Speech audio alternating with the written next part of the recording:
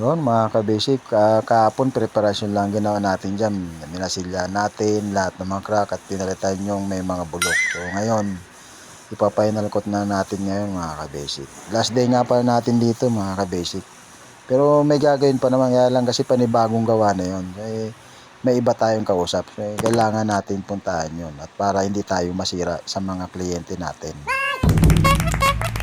Yun, pang 12 days nga pala namin dito ka-basic. 2 weeks kaming gumagawa rito sa house repaint, repair.